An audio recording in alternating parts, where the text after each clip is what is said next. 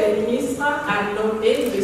Farid Ghezali comme nouveau secrétaire général de l'APO. La 48e réunion du Conseil des ministres de l'APO a rendu son verdict. Et c'est lui, l'Algérien Farid Ghezali, qui a été élu secrétaire général de l'Organisation des producteurs de pétrole africains, succédant ainsi à Omar Farouk Ibrahim pour un mandat de 3 ans. Je compte donc assurer mes nobles missions d'une manière professionnelle, encourageante, qui sera faite dans la coopération, la fraternité, pour représenter, car je représente aujourd'hui, ce soir, 18 pays membres, et nous comptons voir grandir cette organisation pour avoir un avenir meilleur pour le continent et avoir une vision stratégique, énergétique, avec des succès retentissants. La présidence du Conseil des ministres de l'APO a été confiée à Mamadou Songafowa Koulibaly, ministre ivoirien des Mines, Pétrole et de l'Énergie, qui remplace à ce poste le ministre congolais des Hydrocarbures, Bruno Jean-Richard Itoi. Le nouveau président de cette organisation, épaulé par la République démocratique du Congo à la vice-présidence, est conscient des enjeux et des défis de son entité, entre autres le lancement de la Banque africaine de l'énergie et la nécessité de redynamiser l'action de l'APO sur le marché international.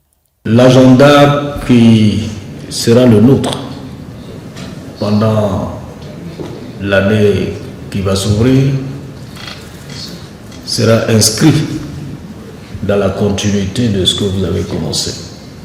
Merci. Parce qu'en effet, vous l'avez indiqué, parachever la mise en place de cette banque est quelque chose d'une extrême importance. Donner plus de vitalité au fonctionnement de notre organisation est aussi quelque chose de très important, et surtout bien calibrer les réformes qui doivent tenir compte de l'arrivée de ce nouvel instrument pour plus d'efficacité. Ces grandes décisions découlent de la 48e réunion du Conseil des ministres de l'Organisation des producteurs de pétrole africains tenue en République du Congo. Bruno Jean-Richard Itoi s'en va de la tête de l'institution avec le sentiment d'une mission accomplie. Je voudrais dire à quel point ça a été à la fois passionnant, mais aussi très plaisant d'assumer cette responsabilité pendant 1 an. Et j'ai le sentiment que nous n'avons pas vu passer le temps, tellement il y avait de défis, tellement il y avait de rendez-vous, tellement il y avait de sujets. Je voulais dire à quel point, à travers l'APO, je suis fier de l'Afrique.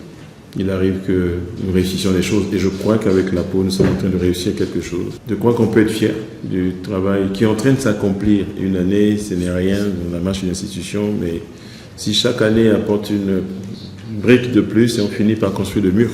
Les réunions statutaires de l'APO ont été entérinées par une déclaration commune des 18 États membres sur la promotion du contenu local, avec pour ambition d'accentuer les initiatives et les synergies dans l'industrie énergétique africaine.